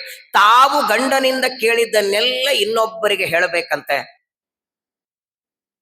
ಗರ್ಭಿಣಿಯಾದಾಗ ಪ್ರವಚನ ಕೇಳಿದ್ದಕ್ಕೇನೆ ಮುಂದೆ ಪ್ರವಚನ ಮಾಡುವ, ಗ್ರಂಥ ಬರೆಯುವ ಮಗ ಹುಟ್ಟಿದ್ರವರಿಗೆ. ಪ್ರತಿನಿತ್ಯ ಈ ಗರ್ಭಿಣಿ ಸ್ತ್ರೀಯರಿಗೆ ಏನೋ ಬೈಕೆ ಊಟ ಅಂತ ಹಾಕ್ತಾರೆ ನೋಡಿ. ಉಪ್ಪಿನಕಾಯಿ ಸೇರ್ತದೆ, ಸಿಹಿ ಸೇರ್ತದೆ, ಅದ್ರ ಮೇಲೆ ಗೊತ್ತಾಗತ್ತೆ ಒಳಗೆ ಗಂಡು ಮಗುವಿದ್ರೆ ಅಪೇಕ್ಷೆ ಬೇರೆ, ಹೆಣ್ಣು ಮಗುವಿದ್ರೆ ಅಪೇಕ್ಷೆ ಬೇರೆ. ಆದ್ರೆ ಈ ತಾಯಿಗೆ ಏನ್ ಪಂಚಭಕ್ಷ ಎದುರಿಗೆ ತಂದಿಟ್ರು ಊಟ ಮಾಡ್ತಿರ್ಲಿಲ್ಲ. ರಾಘವೇಂದ್ರ ಸ್ವಾಮಿಗಳ ಪೂರ್ವಾಶ್ರಮದ ತಾಯಿಗೆ ಹಸಿವೆ ಆದರೆ ತುಳಸಿ ಕಟ್ಟಿಗೆ ಹೋಗಬೇಕು, ತುಳಸಿ ಮೃತ್ತಿಕೆಯನ್ನ ತಿನ್ನಬೇಕು. ದಿನಕ್ಕೆ ಇಷ್ಟಿಟ್ಟು ಮಣ್ಣು ತಿಂತಿದ್ರಂತ. ಪಂಚಭಕ್ಷ ಮಾಡಿ ಬಡಿಸಿದ್ರು ಅವ್ರಿಗೆ ಸೇರ್ತಿರ್ಲಿಲ್ಲ. ಗರ್ಭಿಣಿ ಇದ್ದಾಗ ಮಣ್ಣು ತಿಂದದ್ದಕ್ಕೇನೆ ಇವತ್ತು ಮೃತ್ತಿಕಾ ವೃಂದಾವನ ಮಾಡಿ ಮೆರೆಸ್ಕೊಳ್ಳೋ ಗುರುಗಳು ಹುಟ್ಟಿದ್ದಾರೆ ಒಳಗೆ. 9 ತಿಂಗಳಾಯಿತು. ಫಲ್ಗುಣ ಮಾಸ, ಶುಕ್ಲ ಪಕ್ಷ, ದುರ್ಮತಿ ನಾಮ ಸಂವತ್ಸರ, ಸಪ್ತಮಿಯ ದಿನ ಗೋಪಿಕಾಂಬ 9 ತಿಂಗಳ ನಂತರದಲ್ಲಿ ಒಂದು ಗಂಡು ಮಗುವಿಗೆ ಜನ್ಮ ಕೊಡ್ತಾರೆ. ಅವರೇ ನಿಮ್ಮ ಗುರುಗಳು. ನಾಳೆಯ ದಿನ ವರ್ಧಂತಿಯನ್ನ ಆಚರಣೆ ಮಾಡಿಕೊಳ್ಳೋರು ನಮ್ಮ ರಾಯರು. ಪ್ರಹ್ಲಾದರಾಜರು ವ್ಯಾಸರಾಜರ ನಂತರದಲ್ಲಿ 3ನೇ ಜನ್ಮ ತಾಳಿ ತಿಮ್ಮಣ್ಣ ಭಟ್ಟರ ಹೆಂಡತಿಯಾದ ಗೋಪಿಕಾಂಬೆಯಲ್ಲಿ ಹುಟ್ಟಿ ಬರ್ತಾರೆ. ಆ ಹುಟ್ಟಿದ ಮಗುವಿಗೆ ವೆಂಕಟನಾಥ ಅಂತ ಹೆಸರಿಡ್ತಾರೆ. ಶ್ರೀನಿವಾಸನ ದಯದಿಂದ, ವೆಂಕಟೇಶನ ಅನುಗ್ರಹದಿಂದ ಮಗುವಾದದ್ದಕ್ಕೆ ಮಗುವಿಗೆ ವೆಂಕಟನಾಥ ಅಂತ ಹೆಸರಿಡ್ತಾರೆ. ನೋಡಿ, 3 ಜನ ಮಕ್ಕಳಾದರು ತಿಮ್ಮಣ್ಣ ಭಟ್ಟರಿಗೆ. ಒಬ್ಬ ಮಗಳು, 2 ಗಂಡು ಮಕ್ಕಳು. ಆದರೆ ದಾರಿದ್ರ್ಯ ಮಾತ್ರ ಇವರನ್ನ ಕೈ ಬಿಡ್ಲಿಲ್ಲ. ದ್ವಾಪರ ಯುಗದಲ್ಲಿ ಕೃಷ್ಣನ ಗೆಳೆಯ ಸುಧಾಮ ಇದ್ನಲ್ಲ, ಒಂದು ಮುಷ್ಟಿ ಅವಲಕ್ಕಿನೂ ಅವನಿಗೆ ಕೊಡ್ಲಿಕ್ಕಾಗಿಲ್ಲ, ಪಕ್ಕದ ಮನೆಯಿಂದ ತಂದಿದ್ದ ಅಂತ. ಆ ಸುಧಾಮನಲ್ಲಿ ಇರುವಷ್ಟೇ ದಾರಿದ್ರ್ಯ, ಅಷ್ಟು ಬಡತನ ನಮ್ಮ ಗುರುಗಳಿಗೆ. ಹಿಂದೆಲ್ಲ ಆಸ್ತಿ ಬಹಳ ಇರ್ತಿರ್ಲಿಲ್ಲ, ಇವತ್ತಿನ ಹಾಗೆ ಕೆಲಸ ಇರ್ತಿರ್ಲಿಲ್ಲ. ಏನೋ ಪ್ರಾಚೀನದಿಂದ ಬಂದ ಒಂದು ವಿದ್ಯೆ ಇತ್ತವರ ಹತ್ರ, ವೀಣೆ ಬಾರಿಸೋ ವಿದ್ಯೆ. ಅದನ್ನ ಬಾರಿಸಿದರೆ ಯಾರಾದ್ರೂ 4 ಆಣೆ 1 ಆಣೆ ಕೊಡಬೇಕು, ಅದಷ್ಟಕ್ಕೆ ಸಂಸಾರ ನಡಿಬೇಕು. ತಿಮ್ಮಣ್ಣ ಭಟ್ಟರ ಕಾಲದಲ್ಲಿ ತುಂಬಾ ಬಡತನ, ಮಕ್ಕಳಿಗೆ ಊಟಕ್ಕೆ ಹಾಕ್ಲಿಕ್ಕಿಲ್ಲ, ಚಿಂತೆ ಶುರುವಾಯಿತು. ಸಾಕು ಅಂತ ಕೇಳಿದಿದ್ರೆ ಇನ್ನೊಬ್ಬ ಮಗ ಬೇಕು ಅಂತ ನಾವೇ ಪಡೆದಿವಿ, ಆ ಹುಟ್ಟಿದ ಮಗುವಿಗೆ ಹಾಕ್ಲಿಕ್ಕೆ ಅನ್ನ ಇಲ್ಲ. ಸಂಸಾರದ ಜವಾಬ್ದಾರಿ ಹೆಚ್ಚಾಗಿ ತಿಮ್ಮಣ್ಣ ಭಟ್ರ ಹಾಸಿಗೆ ಹಿಡಿತಾರೆ. ಚಿಂತೆ ಮಾಡಿ ಮಾಡಿ ಮಾಡಿ ಕೊನೆಗೂ ಒಂದು ದಿನ ದೇಹನೂ ಬಿಡ್ತಾರೆ. ಇನ್ನೂ ನಮ್ಮ ಗುರುಗಳಿಗೆ ರಾಯರಿಗೆ ಉಪನಯನ ಆಗಿಲ್ಲ. ವೆಂಕಟನಾಥರಿಗೆ ಇನ್ನೂ ಉಪನಯನ ಆಗಿಲ್ಲ. ಆಗಲೇ ತಂದೆ ತಿಮ್ಮಣ್ಣ ಭಟ್ಟರು ದೇಹ ಬಿಡ್ತಾರೆ. ಸಂಪೂರ್ಣ ಸಂಸಾರದ ಜವಾಬ್ದಾರಿ ಹಿರಿ ಮಗನ್ ತಲೆ ಮೇಲೆ ಬಿತ್ತು, ಗುರುರಾಜರ ಮೇಲೆ. ಇನ್ನು ಸಣ್ಣ ಹುಡುಗ ಇವರು.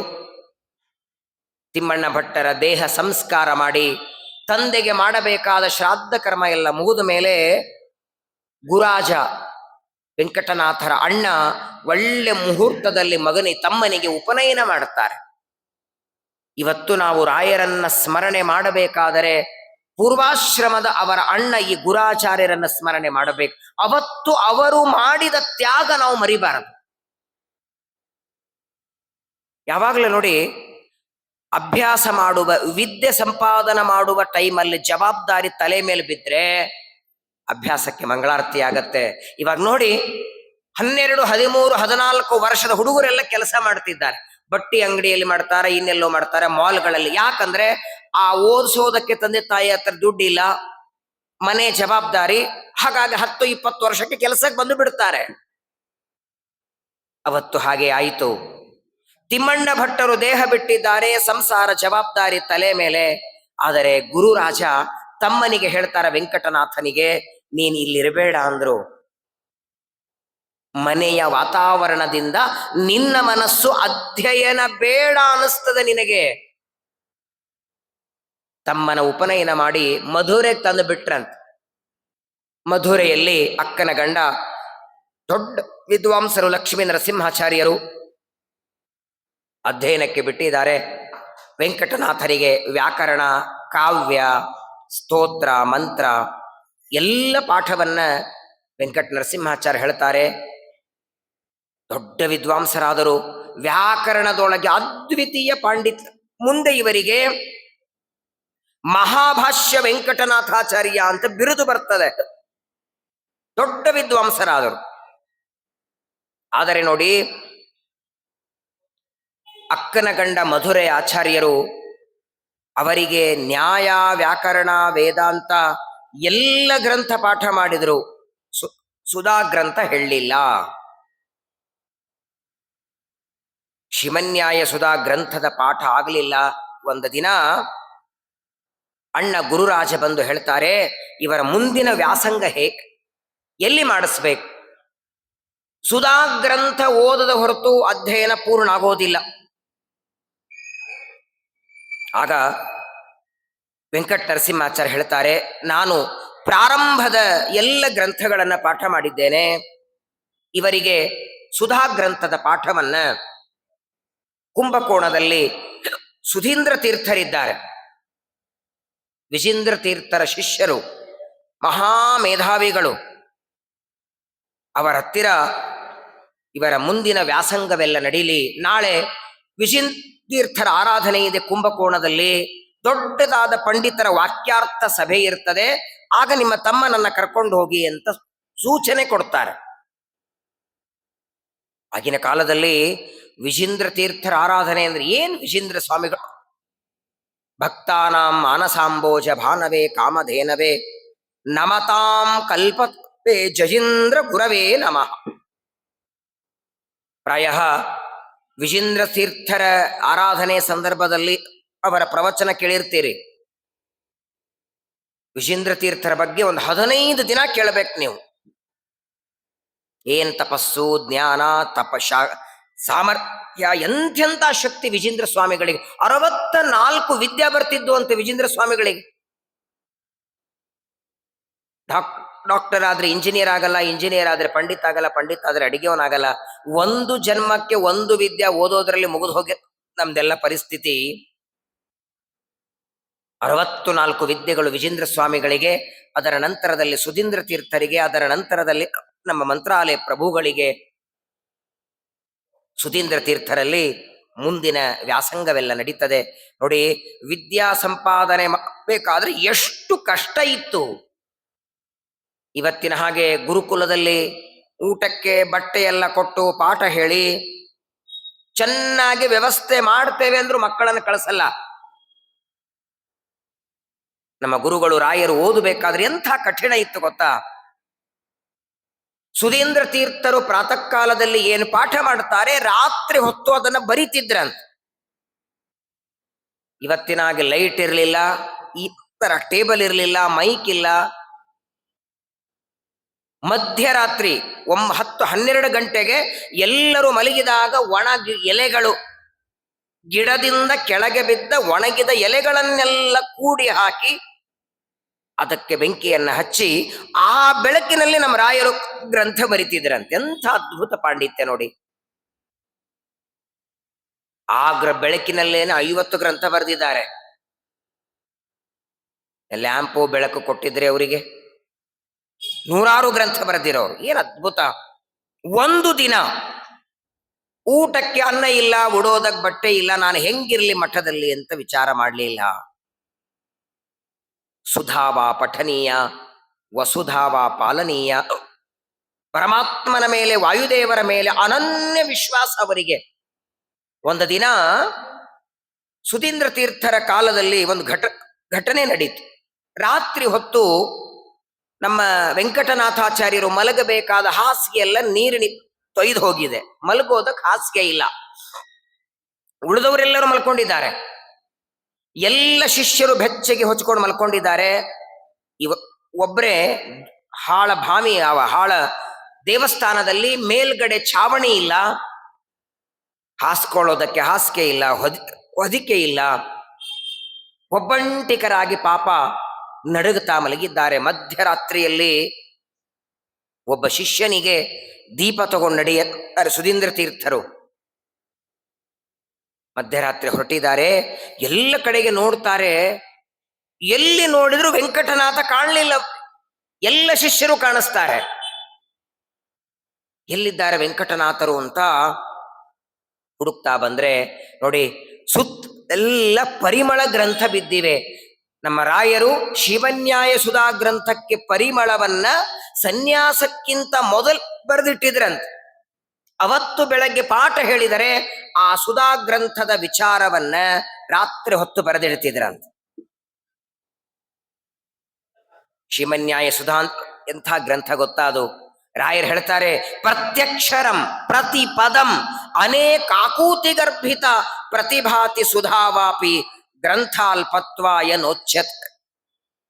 ವಾಸ್ತವಿಕವಾಗಿ ಶಿವನ್ಯಾಯ ಸುಧಾ ಗ್ರಂಥದ ಒಂದೊಂದು ಅಕ್ಷರಕ್ಕೆ ನನಗೆಷ್ಟು ಅರ್ಥ ಆಗಿದೆ ಅಷ್ಟು ಬರೆಯಲ್ಲ ಅಂತಾರೆ. ನನಗೆ ಅರ್ಥವಾದಷ್ಟು ಬರೆಯಲ್ಲ, ನನಗೆ ಅರ್ಥವಾಗಿದ್ರೊಳಗೆ ಸ್ವಲ್ಪ ಮಾತ್ರ ಬರಿತೇನೆ. ಯಾಕಂದ್ರೆ ಗ್ರಂಥ ದೊಡ್ಡದಾಗತ್ತೆ. ಎಂಥದ್ದು ಟೀಕಾರಾಯರ ಮಾತುಗಳು ಅಂತ ಹೊಗಳ್ತಾರೆ. ನಿಜವಾಗಿಯೂ ರಾಘವೇಂದ್ರ ಸ್ವಾಮಿಗಳ ಗ್ರಂಥ ಓದ್ಬೇಕು, ಒಂದು ಸಲ ಓದ್ಬೇಕು. ಸಣ್ಣ ಬಾಲಕರಿಗೂ ವಿದ್ಯಾಪೀಠಕ್ಕೆ ಸೇರಿಕೊಂಡ ಆ ವಿದ್ಯಾರ್ಥಿಗಳಿಗೂ ಮನಸ್ಸಿಗೆ ಮುಟ್ಟುವಂತೆ ಆನಂದವಾಗುವಂತೆ ಗ್ರಂಥ ಬರೆದವರು ನಮ್ಮ ರಾಯರು. ಪ್ರಾತಃ ಸಂಕಲ್ಪ ಗದ್ಯ ನೋಡಿ, ಸರ್ವ ಸಮರ್ಪಣ ಗದ್ಯ ನೋಡಿ, ನದಿ ತಾರತಮ್ಯ ಸ್ತೋತ್ರ ನೋಡಿ, ಸಣ್ಣ ಸ್ತೋತ್ರ ನೋಡಿ ರಾಯರು ಸಾಕು. ಅದಕ್ಕಾಗೇನೆ ಅಪ್ಪಣ್ಣಾಚಾರ್ಯರು ಸ್ತೋತ್ರ ಮಾಡುವಾಗ ಒಂದು ಮಾತು ಹೇಳ್ತಾರೆ, ತವ ಸಂಕೀರ್ತನಂ ವೇದ ಶಾಸ್ತ್ರಾರ್ಥ ಜ್ಞಾನ ಸಿದ್ಧರೇ. ರಾಘವೇಂದ್ರ ಸ್ವಾಮಿಗಳ ವೃಂದಾವನದ ಪ್ರದಕ್ಷಿಣೆ, ನಮಸ್ಕಾರ, ಭಜನೆ, ಪಾರಾಯಣ ಎಲ್ಲವೂ ಎದಕ್ಕೆ? ಕೇವಲ ಲೌಕಿಕ ಸಂಪತ್ತಿಗಾಗಿ ಅಲ್ಲ, ಯಾವುದೋ ತಾತ್ಕಾಲಿಕ ಸಂಪತ್ತಿಗಾಗಿ ರಾಯರ ಸೇವೆ ಮಾಡಬೇಡಿ ಅಂತಾರೆ.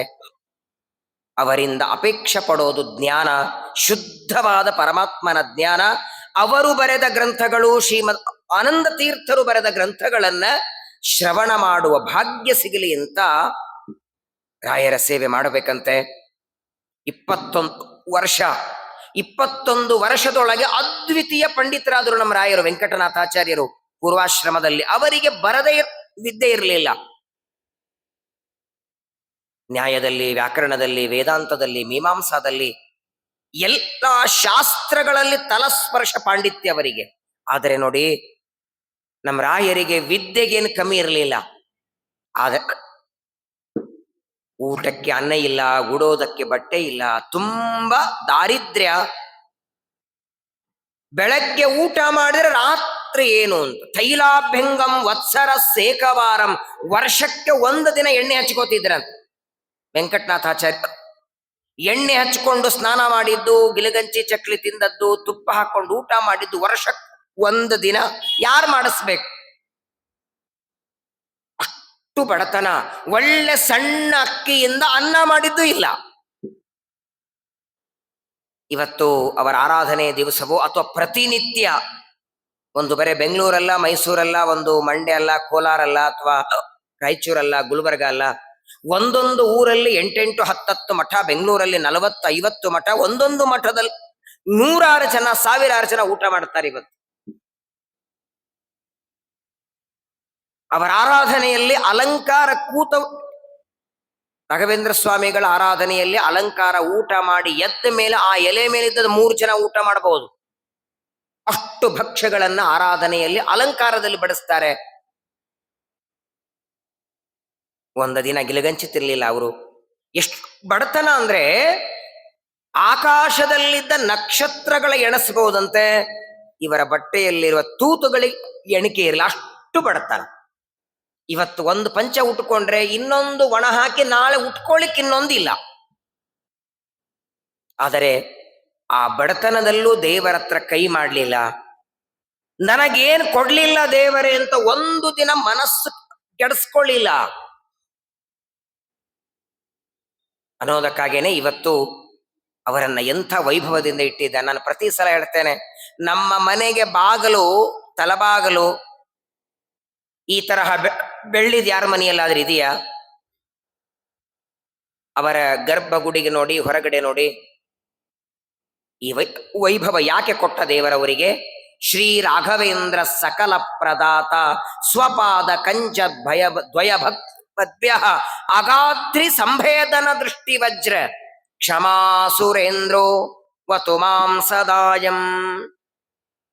ಅಪ್ಪಣ್ಣಾಚಾರ್ಯ ಹೇಳ್ತಾರೆ, ತುಂಬಾ ಬಡತನ. ಸುಧೀಂದ್ರ ತೀರ್ಥರಲ್ಲಿ ಸುಧಾಮಂಗಳಾಯಿತು, ಮನೆಗೆ ಬಂದಿದ್ದಾರೆ. ಅಣ್ಣ ಗುರುರಾಜ ಸರಸ್ವತಿ ಅನ್ನುವ ಕನ್ಯೆ ಜೊತೆಗೆ ಮದುವೆ ಮಾಡ್ತಾರೆ. ಒಲ್ಲೆನ ವೈದಿಕ ಗಂಡನ ಅಂತ ಗಾದೆ ಮಾತೆ ಇದೆ. ಆದರೂ ಇವರ ಬಡತನದಲ್ಲಿಯೂ ಕೂಡ ಮದುವೆ ಆಯಿತು. ಆ ಮದುವೆ ಮಾಡಿಕೊಂಡ ಬಂದ ಅವರ ಹೆಂಡತಿ ಎಷ್ಟು ಸಾಧ್ವಿ ಶಿರೋಮಣಿ. 1 ದಿನ ಇದನ್ನ ಬೇಕು ಅಂತ ಅಪೇಕ್ಷೆ ಪಡ್ಲಿ. 1 ದಿನ ರಾಘವೇಂದ್ರ ಸ್ವಾಮಿಗಳ ಪೂರ್ವಾಶ್ರಮದ ಹೆಂಡತಿ ಸರಸ್ವತಿ ಬಾಯಿ ತಮ್ಮ ಗಂಡನಿಗಂತಾರೆ, ನಿಮಗೆ ಒಳ್ಳೆ ವಿದ್ಯಾವಂತರಿದ್ದೀರಿ, 64 ವಿದ್ಯಾ ಬರ್ತವೆ, ಎಲ್ಲಿಯಾದ್ರೂ ಪಾಠ ಪ್ರವಚನ ಏನಾದರೂ ಮಾಡಿ ಮನೆ ಹೊಟ್ಟೆ ನಡೆಸಬಹುದಲ್ಲ, ಯಾಕಿಷ್ಟು ಬಡತನದಲ್ಲಿ ಒದ್ದಾಡಬೇಕು? ಇವ್ರು ಒಂದೇ ಮಾತು ಹೇಳ್ತಿದ್ದಾರಂತೆ, ಪಾಠ ಪ್ರವಚನ ಪೂಜೆ ಜಪ ಅದು ನಮ್ಮ ಉದ್ಧಾರಕ್ಕಾಗಿ ಮಾಡಬೇಕೇ ಹೊರತು ಹಣಕ್ಕಾಗಿ ಅಲ್ಲ ಅಂತಿದ್ರು. ವಿದ್ಯೆಯನ್ನ ಮಾರಿಕೊಂಡು ನಾನು ಬದುಕೋದಿಲ್ಲ. 1 ದಿನ ನಾನು ಪಾಠ ಹೇಳ್ತೇನೆ, ನನಗೆ ದಕ್ಷಿಣೆ ಕೊಡಿ ಅಂತ ಒಬ್ಬರ ಹತ್ರ ಬೇಡಿಲ್ಲ ಇವು. ಒಂದು ಪ್ರಸಂಗ ಏನಾಯ್ತಂದ್ರೆ, ಹೆಂಡತಿ ತುಂಬಾ ಆಗ್ರಹ ಮಾಡ್ತಾರೆ, ಇವತ್ತೆಲ್ಲಾದ್ರೂ ಹೊರಗೆ ಹೋಗ್ಬೇಕು, ನೀವು ಏನಾದ್ರೂ ಯಾರ ಮನೆಗಾದ್ರೂ ಹೋಗಿ ಏನಾದ್ರೂ ಮಾಡಿ ಒಂದು ಸ್ವಲ್ಪ ಹಣ ಸಂಪಾದನೆ ಮಾಡ್ಕೊಂಡ್ ಬನ್ನಿ. ಸರಿ ಅಂತ ಹೆಂಡತಿಯ ಮಾತು ಕೇಳಿ ಹೋಗ್ತಾರೆ. ಒಬ್ಬ ಶ್ರೀಮಂತನ ಮನೆಯಲ್ಲಿ ದೊಡ್ಡದಾದ ವಿವಾಹ, ಅನೇಕ ಜನ ಬ್ರಾಹ್ಮಣರ ಊಟ ಕೂತಿದ್ದಾರೆ. ಆ ಬ್ರಾಹ್ಮಣರ ಪಂಕ್ತಿಯಲ್ಲಿ ಕೆಳಗೆ ಕೂತಿದ್ದಾರೆ ಇವರು. ಪಾಪ ಆ ಮನೆ ಯಜಮಾನ ಬಂದು ನೋಡ್ತಾನೆ, ದೇವರ ಮನೆಗೆ ನೋಡ್ತಾನೆ, ಇಷ್ಟೇ ಗಂಧ ಇದೆ ತಟ್ಟೆಯಲ್ಲಿ. ಕೂತವ್ರು 100 ಜನ, ಎಲ್ಲರಿಗೆ ಗಂಧ ಬೇಕಲ್ಲ ಹಚ್ಕೊಳ್ಳೋದಕ್ಕೆ. ಹೊರಗೆ ನೋಡ್ತಾನೆ ಯಾರಾದರಿದ್ದಾರಂತ. ದೂರದಲ್ಲಿ ಕೂತಂತ ಇವರನ್ನ ನೋಡಿ, ಏನಪ್ಪಾ ಊಟ ಕೂತಿದ್ದೀರಾ, ಬನ್ನಿ ಅಂತ ಎಲೆ ಮೇಲೆ ಕೂತ ವ್ಯಕ್ತಿಯನ್ನ ಎಬ್ಬಿಸಿ ಒಳಗ್ ಕರ್ಕೊಂಡೋಗಿ ಒಂದು ಸಾಣೆ ಕಲ್ಲು ಗಂಧ ಕಟ್ಟಿ ಕೊಡ್ತಾರೆ. ಗಂಧ ತೆಗಿತಿದ್ದಾರೆ. ಗಂಧ ತೆಗಿತಾ ತೆಗಿತಾ ಅಗ್ನಿ ಸೂಕ್ತ ಹೇಳ ಬಾಯಿಯಿಂದ. ಎಂತ ಮಂತ್ರ ಸಾಮರ್ಥ್ಯ ನೋಡಿ. ತಮ್ಮ ಬಾಯಿಯಿಂದ ಅಗ್ನಿ ಸೂಕ್ತವನ್ನ ಪಠನ ಮಾಡ್ತಾ ಮಾಡ್ತಾ ಗಂಧ ತೆಗಿತಿದ್ರೆ ಆ ಮಂತ್ರದ ಸಾಮರ್ಥ್ಯ ಎಲ್ಲ ಗಂಧದಲ್ಲಿ ಬಂದಿತ್ತಂತೆ. ಗಂಧ ತೆಗೆದುಕೊಟ್ರೆ, ಗಂಧ ಹಚ್ಕೊಳ್ತಿದ್ರೆ ಎಲ್ಲರಿಗೆ ದೇಹದಲ್ಲಿ ನಾಮಗಳು ಉರಿಲಿಕ್ಕೆ ಶುರುವಾಗುತ್ತೆ. ಯಾರಪ್ಪ ಗಂಧ ತೆಗೆದದ್ದು ಒಳಗೆ ಬಂದು ನೋಡ್ತಾರೆ, ಏನ್ ಹಾಕಿದ್ದೀರಿ ಗಂಧದಲ್ಲಿ ಅಂತ ಕೇಳ್ತಾರೆ. ಆಗ ಮತ್ತೆ ಆ ಗಂಧವನ್ನ ವರುಣ ಸೂಕ್ತ ಹೇಳಿ ಅಭಿಮಂತ್ರಣ ಮಾಡಿ ಕೊಡ್ತಾರೆ. ಎಂಥ ಮಂತ್ರ ಸಿದ್ಧಿರಿ. ಅವತ್ತು ಫಸ್ಟ್ ಇನ್ ಲಾಸ್ಟ್ ಹೊಟ್ಟೆಪಾಡಿಗಾಗಿ, ತಮಗೆ ಹೊಟ್ಟೆಪಾಡಿಗಾಗಿ ಒಬ್ಬರತ್ರ ಕೈ ಚಾಚೋದು ಅವತ್ತೇ ಬಿಟ್ರವರು. ದೇವರಿಗೆ ನನ್ನ ಜವಾಬ್ದಾರಿ ಇದೆ. ಅನನ್ಯಾಶ್ಚಿಂತಯಂತೋ ಮಾಂ ಏ ಜನ ಪರ್ಯುಪಾಸತೆ, ಗೀತೆಯಲ್ಲಿ ಹೇಳಿದ್ದಾನಲ್ಲ, ಯೋಗಕ್ಷೇಮ ನೋಡ್ಕೊಳ್ತೇನೆ ಅಂತ ದೇವರು ಹೇಳಿದ್ದಾನೆ. ಅವತ್ತಿನಿಂದ ಒಬ್ಬರ ಮನೆಗೆ ಹೋಗಿ ಎಂಥ ಪ್ರಸಂಗ ಬಂದ್ರು ಕೊಡಿ ಅಂತ ಬೇಡ್ತಿರ್ಲಿಲ್ಲ. ನೋಡಿ, ನಮಗೆ ನಿಮಗೆ 15 ದಿವಸಕ್ಕೆ 1 ಏಕಾದಶಿ ಆದರೆ ರಾಯರಿಗೆ ವಾರದಲ್ಲಿ 3 ಏಕಾದಶಿ ಅಂತ. ಊಟಕ್ಕೇನೂ ಇಲ್ಲ ಅಂದ್ರೆ ಒಂದು ತಂಬಿಗೆ ತುಂಬ ನೀರನ್ನ ನೈವೇದ್ಯ ಮಾಡಬೇಕು, ಅರ್ಧ ತಾವು ಕುಡಿಬೇಕು, ಅರ್ಧ ಹೆಂಡತಿ ಕೊಡಬೇಕು. ಅವತ್ತಿನ ಆಹಾರ ಅದೇ. ಏನೋ ಆ ನೀರಲ್ಲಿ ಮತ್ತೆ ಯಾಲಕ್ಕಿಲ್ಲ, ಕೇಸರಿಲ್ಲ, ಲಿಂಬೆಹಣ್ಣಿಲ್ಲ, ಇಲ್ಲ, ಸಕ್ಕರೆ ಇಲ್ಲ. ಬಡತನದಲ್ಲಿ ಜೀವನ ಮಾಡ್ತಾ ಇದ್ರು. ಆದರೆ ಆ ಬಡತನದಲ್ಲಿಯೂ ಕೂಡ ಗ್ರಂಥಗಳ ಬರೆಯೋದಾಗಲಿ ಅಥವಾ ಪಾಠವಾಗಲಿ ಪ್ರವಚನವಾಗಲಿ ದೇವರ ಪೂಜೆ ಒಂದು ದಿನ ತಪ್ಪಿಸ್ತಾ ಇರಲಿಲ್ಲ. ನಮಗೆ ತಪ್ಪಿಸೋದಕ್ಕೆ 100 ಬೇಕು. ಏನೋ ಸಣ್ಣ ನಿಮಿತ್ತಿದ್ರು ದೇವರ ಪೂಜೆ ಇಲ್ಲ. ಕೊನೆಗೆ ಮದುವೆಯಾಗಿ ಕೆಲವು ವರ್ಷಗಳ ನಂತರ ಒಂದು ಗಂಡು ಮಗುವಾಯಿತು. ಲಕ್ಷ್ಮೀನಾರಾಯಣ ಅಂತ ಹೆಸರಿಡ್ತಾರೆ. ಆ ಮಗನಿಗೆ ಕುಡಿಸೋದಕ್ಕೂ ಹಾಲ ಇರ್ಲಿಲ್ರಿ ಅವ್ರ ಹತ್ರ. ಹುಟ್ಟಿದ ಮಗುವಿಗೆ ಹಾಲು ಕುಡಿಸೋದಕ್ಕೆ ಕೈಯಲ್ಲಿ ಹಾಲಿಲ್ಲ, ತರೋದಕ್ಕೆ ದುಡ್ಡಿಲ್ಲ. ಇವತ್ತು ನೋಡಿದ್ರೆ ವೃಂದಾವನಕ್ಕೆ ಲಕ್ಷ ಲಕ್ಷಗಟ್ಲೆ ಲೀಟರ್ ಹಾಲು ಎಲ್ಲಾ ಕಡೆಗೆ. ಸುಧೀಂದ್ರ ತೀರ್ಥರು ಅವರಿಗೆ ಸನ್ಯಾಸ ದೀಕ್ಷೆಯನ್ನು ಕೊಡಬೇಕು ಅಂತ ಹೇಳಿ ನೋಡಿ, ಎರಡೂ ಇದೇ ಫಲ್ಗುಣ ಮಾಸನೆ. ಸುಧೀಂದ್ರ ತೀರ್ಥರಿಂದ ಸನ್ಯಾಸವನ್ನು ಪಡೆದು ವೆಂಕಟನಾಥರು ರಾಘವೇಂದ್ರ ಸ್ವಾಮಿಗಳಾದದ್ದು ಇದೇ ಫಲ್ಗುಣ ಮಾಸ, ಶುಕ್ಲ ಪಕ್ಷ, ದ್ವಿತೀಯ ತಿಥಿ. ಅದನ್ನ ನಾವೆಲ್ಲರೂ ಪಟ್ಟಾಭಿಷೇಕ ಅಂತ ಆಚರಣೆ ಮಾಡ್ತೇವೆ. ಅವರು ಅವತಾರ ಮಾಡಿದ ವರ್ಧಂತ್ ಇದೇ ಫಲ್ಗುಣ ಮಾಸ, ಶುಕ್ಲ ಪಕ್ಷ, ಸಪ್ತಮಿ ತಿಥಿ. ಅದು ನಾಳೆ ದಿನ ಇದೆ. ಇವತ್ತಿಗೆ ನೋಡಿ, ನಮ್ಮ ಗುರುಗಳು ವೃಂದಾವನದಲ್ಲಿ ಕೂತ್ಕೊಂಡು ಅನುಗ್ರಹ ಇಂದಿಗೂ 350 ವರ್ಷಗಳಾಯಿತು ವೃಂದಾವನದಲ್ಲಿ ಇದ್ದು. ಇವತ್ತಿಗೂ ಭಜನೆ ಮಾಡುವ, ಸೇವೆ ಮಾಡುವ, ಪ್ರದಕ್ಷಿಣೆ ಹಾಕುವ, ಮಂತ್ರಾಲಯದಲ್ಲೆಲ್ಲ ಮಂತ್ರಾಲಯಕ್ಕೆ ಹೋಗಿ ಸೇವಾ ಮಾಡದವರಿಗಂತೂ ಗ್ಯಾರಂಟಿ. ಮೃತ್ತಿಕಾ ವೃಂದಾವನ, ಅವರ ಮೂಲ ವೃಂದಾವನದ ಮೇಲೆ ಮಣ್ಣಿಟ್ಟು ಆ ಮಣ್ಣನ್ನ ತಂದು ಅದನ್ನ ಸೇವೆ ಮಾಡಿದಂಥವರಿಗೆ ಇವತ್ತಿಗೂ ಇದೇ ಮಠದಲ್ಲೇನೆ ಅನೇಕರು ಬಂದು ಇದೆ. ಮೃತ್ತಿಕಾ ವೃಂದಾವನದಲ್ಲಿಯೂ ಸೇವೆ ಮಾಡದವರಿಗೆ ಅನುಗ್ರಹ ಮಾಡ್ತಾರಂದ್ರೆ ಎಂಥ ಕೃಪಾದೃಷ್ಟಿ ಅವರಿಗೆ. ಒಂದು ಮಠದಲ್ಲಿ ನಾನು ಉಪನ್ಯಾಸಕ್ಕೆ ಹೋಗಿದ್ದೆ. ಉಪನ್ಯಾಸ ಮುಗಿದ ಮೇಲೆ ಒಬ್ಬ ಕಣ್ಣಿನ ಡಾಕ್ಟರು ಬಂದಿದ್ರು ಉಪನ್ಯಾಸಕ್ಕೆ. ಅವರು ಒಂದು ತಮ್ಮ ಅನುಭವ ಹೇಳಿದರು. ಒಂದು ಸಲ 8-10 ಪೇಷಂಟ್ಗಳಿಗೆ ಕಣ್ಣಿನ ಆಪರೇಷನ್ ಮಾಡಿದರಂತ. ಆಪರೇಷನ್ ಮಾಡಿ ಒಂದು ದಿನ ಆದ ಮೇಲೆ ಮಾರನೇ ದಿನ ಅವರಿಗೆ ಕಣ್ಣಿಗೆ ಕಟ್ಟಿದ ಆ ಪಟ್ಟಿ ತೆಗೆದರೆ ಎಲ್ಲರ ಕಣ್ಣು ಇಷ್ಟಿಷ್ಟು ಊದ್ಕೊಂಡಿದೆ. ಅದೇನೋ ಕೆಮಿಕಲ್ ಹೋಗಿದೆ, ಏನೋ ಆಗಿದೆ, ಯಾರಿಗೂ ಕಣ್ಣು ಕಾಣಿಸ್ತಾ ಇಲ್ಲ. ಆ ಹಾಸ್ಪಿಟ್ಲಲ್ಲಿ ಕೆಲಸ ಮಾಡುವ ನರ್ಸ್ಗಳೆಲ್ಲ ಬಂದು ಹೇಳ್ತಾರೆ ಹೀಗಾಗಿದೆ ಅಂತ. ಗಾಬರಿ ಆಯ್ತು ಇವರಿಗೆ. ಏನ್ ಮಾಡ್ಲಿಕ್ಕೆ ಹೋಗಿ ಏನಾಯ್ತೋ, ಯಾರು ತಪ್ಪೋ ಗೊತ್ತಿಲ್ಲ. ಆಪರೇಷನ್ ಮಾಡುವಾಗ ಏನಾಗಿದೆಯೋ ಗೊತ್ತಾಗ್ಲಿಲ್ಲ. ಆ ಎಲ್ಲ ಕಣ್ಣಿನ ಆಪರೇಷನ್ ಮಾಡಿದ ಪೇಷಂಟ್ಗಳನ್ನು ಒಂದು ರೂಮಲ್ಲಿ ಇಟ್ಟು ಇವರ ಪೇರೆಂಟ್ಸಿಗೆ ಇವ್ರ ವಿಷಯ ಹೇಳಬೇಕು. ಆಗಿಂದಾಗ ಹಾಸ್ಪಿಟ್ಲಿಗೆ ಬೀಗ ಹಾಕಿ ಕಾರಲ್ಲಿ ಕೂತ್ಕೊಂಡು ಮಂತ್ರಾಲಯಕ್ಕೆ ಓಡಿ ಬಂದಿದ್ದಾರೆ. ತುಂಗಭದ್ರಲ್ಲಿ ಸ್ನಾನವನ್ನ ಮಾಡಿ ಗುರುಗಳಿಗೆ ಪ್ರದಕ್ಷಿಣೆ ನಮಸ್ಕಾರ ಮಾಡ್ತಾರೆ. ಶರಣಾಗತ ವತ್ಸಲ ರೋಗಹರನೆ ಕೃಪಾ ಸಾಗರ ಶ್ರೀ ಗುರು ರಾಘವೇಂದ್ರ ಪರಿಪಾಲಿಸೋ ಜಗನ್ನಾಥದಾಸರು ಪ್ರಾರ್ಥನೆ ಮಾಡ್ತಾರಲ್ಲ, ಎಲ್ಲರ ರೋಗವನ್ನ ಪರಿಹಾರ ಮಾಡುವ ಗುರುಗಳಿಗೆ ಶರಣಾಗತರಾಗಿ ಬೇಡ್ಕೊಂಡಿದ್ದಾರೆ. ನನಗೆ ದೊಡ್ಡ ಆಪತ್ತು ಬಂದಿದೆ, ಅದನ್ನು ನೀವೇ ಪರಿಹಾರ ಮಾಡಬೇಕು. ಇನ್ನೂ ಮಂತ್ರಾಲಯಕ್ಕೆ ಬಂದು ರಾಯರ ಮುಂದೆ ಇವರು ಪ್ರಾರ್ಥನೆ ಮಾಡುತ್ತಿದ್ದಾರೆ. ಅಷ್ಟೊತ್ತಿಗೆ ಬೆಂಗಳೂರಿನಿಂದ ಫೋನ್ ಬಂತು, ಎಲ್ಲರ ಕಣ್ಣು ಚೆನ್ನಾಗಾಗಿದೆ, ಎಲ್ಲರೂ ಆರೋಗ್ಯವಾಗಿದ್ದಾರೆ, ನೀವು ಬೇಗ ಬನ್ನಿ. ಇದು ಕಥೆಯಲ್ಲ, ಇತ್ತೀಚೆಗೆ ನಡೆದದ್ದು. ಇವತ್ತಿಗೂ ಈ ಕ್ಷಣಕ್ಕೂ ವೃಂದಾವನದಲ್ಲಿ ಇದ್ದು ಅನುಗ್ರಹವನ್ನ ಮಾಡುತ್ತಾ ಇರುವ ಗುರುಗಳು. ವಿಶೇಷವಾಗಿ ನಾಳೆ ದಿನ ರಾಘವೇಂದ್ರ ಸ್ವಾಮಿಗಳ ವರ್ಧಂತಿ ಇದೆ. ಅವರು ಬರೆದ ಒಂದು ಗ್ರಂಥ, ಯಾವುದೇ ಒಂದು ಗ್ರಂಥದ ಒಂದು ಅಕ್ಷರ ಸ್ಮರಣೆ ಮಾಡಿ ಸಾಕು. ಅದು ನಿಜವಾಗಿಯೂ ನಾವೆಲ್ಲರೂ ರಾಯರಿಗೆ ಕೊಡಬೇಕಾದ ಒಂದು ಗಿಫ್ಟು. ಕೊನೆಗೆ ನಮ್ಮ ಗುರುಗಳು ನಮಗೆಲ್ಲ ಭಕ್ತರಿಗೆ ಎಲ್ಲರಿಗೆ ವೃಂದಾವನ ಪ್ರವೇಶ ಮಾಡುವಾಗ ಒಂದು ಪತ್ರವನ್ನ ಬರೆದು ಕೊಟ್ಟಿದ್ದಾರೆ.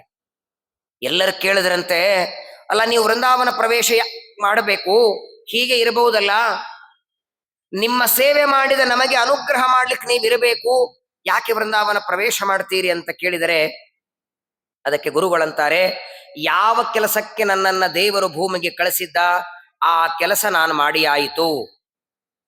ಅವನು ಕಳಿಸುವಾಗಲೇ ಒಂದು ಮಾತು ಹೇಳಿದ್ದು, ನಿನ್ನ ಜವಾಬ್ದಾರಿ ಮುಗಿದ ಮೇಲೆ ನೀನು ಮತ್ತೆ ತಿರುಗಿ ಬರಬೇಕು ಅಂತ. ದೇವರ ಆಜ್ಞೆಯಂತೆ ನಾನು ಬಂದದ್ದಾಯಿತು, ನಾನು ಕೆಲಸ ಮಾಡಿದ್ದು ಆಯಿತು, ನಾನೇನು ಹೊರಡುತ್ತೇನೆ ಅಂತ ಹೇಳಿ ನಮಗೆಲ್ಲರಿಗೂ ಒಂದು ಮಾತು ಹೇಳ್ತಾರೆ. ನಾನು ವೃಂದಾವನ ಪ್ರವೇಶ ಮಾಡಿದ ಮೇಲೆ ನನ್ನ ಆರಾಧನೆ ಅಂತ ನೀವೇನಾದರೂ ಮುಂದೆ ಮಾಡೋದಿದ್ರೆ ಪ್ರದಕ್ಷಿಣೆ, ನಮಸ್ಕಾರ, ರಥೋತ್ಸವ, ಪಂಚಾಮೃತ ಇದೆಲ್ಲವೂ ನನ್ನ ಆರಾಧನೆ ಮಾಡಿ, ಆದರೆ ಇದೆಲ್ಲದಕ್ಕೂ ಮಿಗಿಲಾದ ಒಂದು ಆರಾಧನೆ ಇದೆ ಅಂತ ರಾಯರಂತಾರೆ. ನೀವೆಲ್ಲರೂ ನನಗೆ ಮಾಡಬೇಕಾದ ದೊಡ್ಡ ಆರಾಧನೆ, ನಾನು ಬರೆದ ಗ್ರಂಥಗಳಲ್ಲಿ ಒಂದು ಗ್ರಂಥವ ಗುರುಗಳಿಂದ ಪಾಠವೋ ಪ್ರವಚನವೋ ನೀವು ಶ್ರವಣ ಮಾಡಿದ್ದಾದರೆ ವಜ್ರ ಕವಚ ಹಾಕಿದಾಗ ಏನು ಆನಂದ ನನಗಾಗತ್ತಲ್ಲ, ಅದಕ್ಕೂ ಮಿಗಿಲಾದ ಆನಂದ ನಾನು ಬರೆದ ಪಾಠದಿಂದ ಪ್ರವಚನದಿಂದ ಆಗತ್ತೆ ಅಂತಾರೆ. ಅಂತಹ ಗುರುಗಳನ್ನ ಪಡೆದ ನಾವೇ ಧನ್ಯರು. ಸಂಸಾರೇ ಅಕ್ಷಯ ಸಾಗರ ಪ್ರಕೃತಿತೋ ಗಾಧೆ ಸದಾ ದುಸ್ತರೆ ಸರವಾ ವದ್ಯ ಜಲಗ್ರಹೆ ಅನುಪಮೆ. ಸುಧೀಂದ್ರ ತೀರ್ಥರು ಅಪ್ಪಣ್ಣಾಚಾರ್ಯ ಪ್ರಾರ್ಥನೆ ಮಾಡ್ತಾರೆ ನೋಡಿ. ಬೇಕಾದ್ರೆ ಈ ಡಾಕ್ಟರ್ಗಳಲ್ಲಿ ಸ್ಪೆಷಲಿಸ್ಟ್ ಡಾಕ್ಟರ್ಗಳು ಅಂತ ಇರ್ತಾರೆ. ಕಣ್ಣಿನ specialist, kidney specialist, liver specialist. ಆ ಕಿಡ್ನಿ ಸ್ಪೆಷಲಿಸ್ಟ್ ಡಾಕ್ಟರ್ಗಳಿಗೆ ಕಿಡ್ನಿ ಬಗ್ಗೆ ಚೆನ್ನಾಗಿ ಗೊತ್ತಿರ್ತದೆ. ಅವರಿಗೆ ಲಂಗ್ಸು, ಹಾರ್ಟ್ ಬಗ್ಗೆ ಕೇಳಿ ನೋಡಿ. ಹಾರ್ಟ್ ಸ್ಪೆಷಲಿಸ್ಟ್ ಇದ್ರೆ ಹಾರ್ಟ್ ಬಗ್ಗೆ ಚೆನ್ನಾಗಿ ಗೊತ್ತಿರ್ತದೆ. ಆದರೆ ಎಲ್ಲಾ ರೋಗಗಳ ಬಗ್ಗೆ ಅತ್ಯಂತ ಚೆನ್ನಾಗಿ ಗೊತ್ತಿರುವ ಒಬ್ಬ ಸ್ಪೆಷಲಿಸ್ಟ್ ಡಾಕ್ಟರು ಅಂದ್ರೆ ನಮ್ಮ ರಾಯರೊಬ್ರೆ. ಯಾವುದೇ ರೋಗ ಇರಲಿ, ದಾರಿದ್ರ್ಯ ಇರಲಿ, ಕಷ್ಟ ಇರಲಿ, ಪ್ರದಕ್ಷಿಣೆ ನಮಸ್ಕಾರ ಹಾಕಿ ನಿಶ್ಚಿತವಾಗಿ ನಮ್ಮ ರೋಗ ದಾರಿದ್ರ್ಯವನ್ನ ಪರಿಹಾರ ಮಾಡ್ತಾರೆ. ಅಂತಹ ಗುರುಗಳನ್ನ ಪಡೆದ ನಾವೇ ಧನ್ಯರು. ರಾಘವೇಂದ್ರ ಸ್ವಾಮಿಗಳ 431ನೇ ವರ್ಷದ ವರ್ಧಂತಿ ನಾಳೆ ದಿನ ಮಠದಲ್ಲಿ ಆಚರಣೆ ಮಾಡ್ತಾ ಇದ್ದಾರೆ. ವಿಶೇಷವಾಗಿ ನಮ್ಮ ಶ್ರೀಮಠದಲ್ಲಿ ಒಂದು ವಾರದಿಂದ ರಾಘವೇಂದ್ರ ಸಪ್ತಾಹ ಅಂತ 19ನೇ ತಾರೀಕು ಅವರ ಪಟ್ಟಾಭಿಷೇಕ ಆದರೆ ನಾಳೆ 24ನೇ ತಾರೀಕು ಅವರ ವರ್ಧಂತಿ. ತನ್ನಿಮಿತ್ತವಾಗಿ ಪ್ರತಿನಿತ್ಯದಲ್ಲಿ ಹೋಮಗಳು, ನಿತ್ಯದಲ್ಲಿ ಒಬ್ಬೊಬ್ಬ ಯತಿಗಳನ್ನ ಕರೆದು ಭಿಕ್ಷೆಯನ್ನ ಮಾಡಿಸಿದ್ದಾರೆ. ನಿನ್ನೆ ದಿವಸ ಮಾಧವ ತೀರ್ಥ ಮಠದ ಸ್ವಾಮಿಗಳು ಬಂದಿದ್ರು. ವಿಶೇಷವಾಗಿ ಸಾಯಂಕಾಲ ವಿದ್ವಾಂಸರಿಂದ ಈ ಪ್ರವಚನ. ನಿಜವಾಗಿಯೂ ರಾಯರಿಗೆ ಬೇಕಾದದ್ದು ಇದು. ಇಡೀ ಆಯುಷ್ಯ ರಾಯರು ಹಣ ಸಂಪಾದನೆಗೆ ಒದ್ದಾಡಲಿಲ್ಲ, ಮನೆ ಮಾಡಬೇಕು, ಸೈಟ್ ಮಾಡಬೇಕು ಅಂತಿಲ್ಲ. ಅವರು ಕೇವಲ ಪಾಠಕ್ಕಾಗಿ, ಪ್ರವಚನಕ್ಕಾಗಿ, ಗ್ರಂಥಗಳ ಬರೆಯೋದಕ್ಕಾಗಿ, ಸಮಾಜದ ಕಲ್ಯಾಣಕ್ಕಾಗಿ, ಸಜ್ಜನರ ಉದ್ಧಾರಕ್ಕಾಗಿ ತಮ್ಮ ಜೀವನವನ್ನ ಇಟ್ಟಂತಹ ಗುರುಗಳಿಗೆ ನೀವು ಕೊಡೋದೇನಿದೆ?